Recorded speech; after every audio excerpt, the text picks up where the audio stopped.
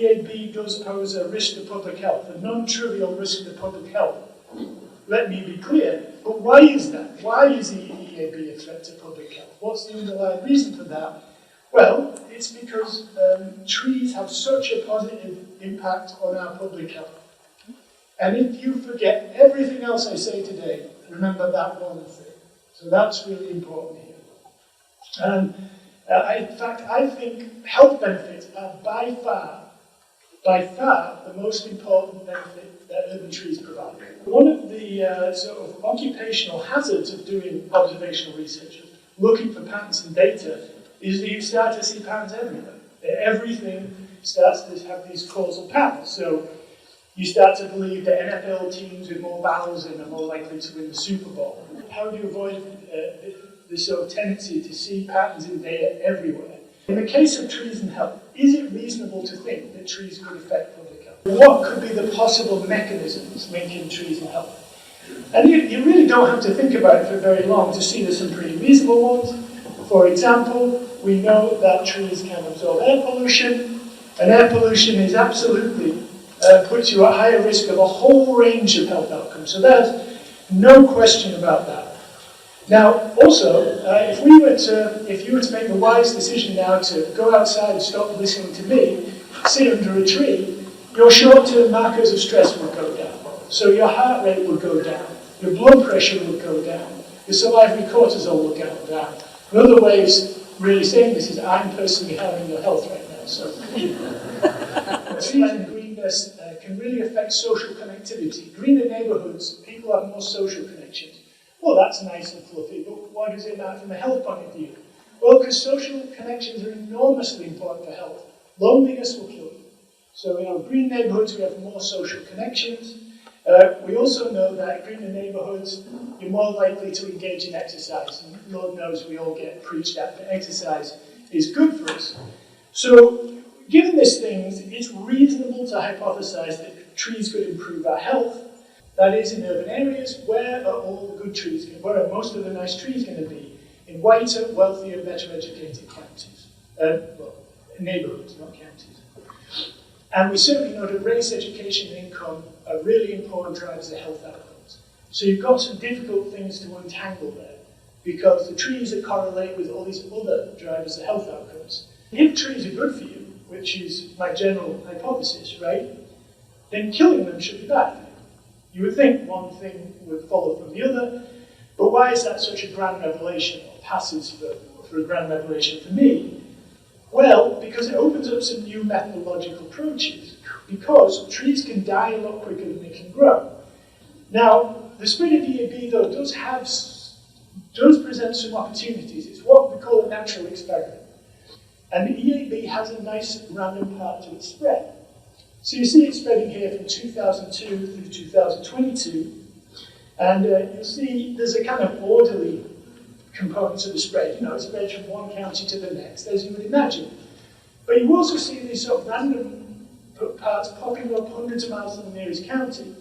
So it's going to spread through again, and let's just watch. It appears in Tennessee in a few years, apparently likely at a NASCAR race. So you see that pop up. Yeah, it's apparently firewood to NASCAR, there it is. And then we're going to pop up in Boulder County in a second. Right, so you have this random parts of the spread. Can you imagine another driver of health outcomes changing in this way, in this fast of this sort of pattern? So could you imagine, say, changes in median household income that would follow this? Or changes in the racial composition of counties that would follow this? No, they don't spread this way. Okay, we've got this unique pattern of tree loss. Now let's go see if we see patterns of mortality to go with it. And we choose to look at two diseases. We looked at cardiovascular disease and lower respiratory disease.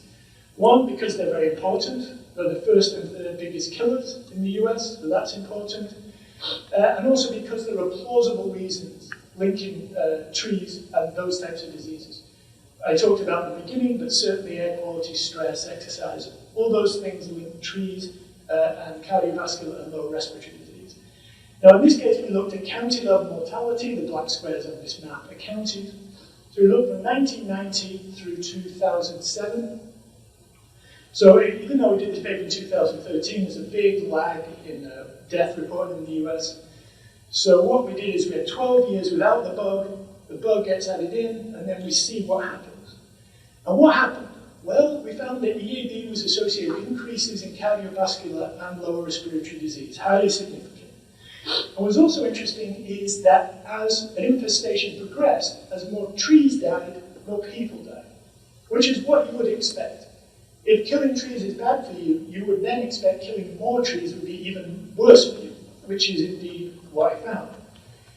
We also found that there was a bigger impact in wealthier counties. More trees there, they're going to provide better health benefits. You take them away, you see a bigger negative health impact. Exactly what we saw.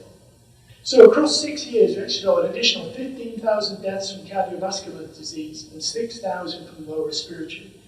So an additional 21,000 deaths, that's not a trivial number. How do I try and disprove the results?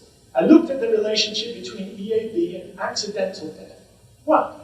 Because there's no possible way that EAB is affecting accidental deaths. Beetles don't cause car accidents. There's no causal link.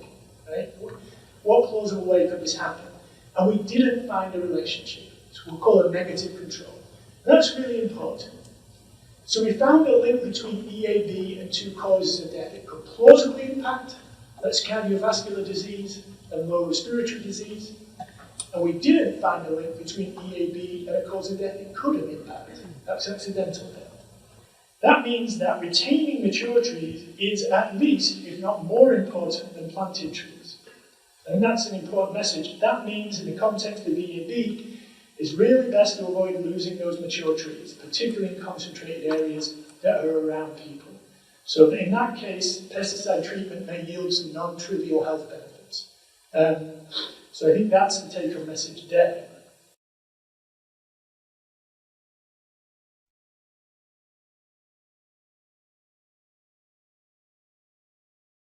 I did this study in New Zealand in 2018. I can give it to you, and it has two interesting things here. Both greenness, because asthma and other allergic diseases are interesting, because you can say, for example, greenness may reduce your likelihood to develop the disease, but it may provoke an attack in somebody who's already susceptible. Right, so it's a difficult thing to pull apart. So what I found there is that kids who grew up around greenness were less likely to develop asthma, and this was a cohort of 50,000 kids. The other thing is interesting, if that greenness exposure was more biodiverse, it was an even bigger effect. Because what we think there is an early thing with the biodiversity hypothesis. So you have a global loss of biodiversity and an increase in immune diseases. And we think that one of the problems is actually because of the microbes that live on the plant leaves. So maybe there may be a direct effect of the greenness, but the microbes themselves may help may help our immune systems develop properly. I also did a study, which I published last year, the year before, that shows kids who grow up in biodiverse areas are less likely to get childhood leukemia. That's another immune disease that is far more serious.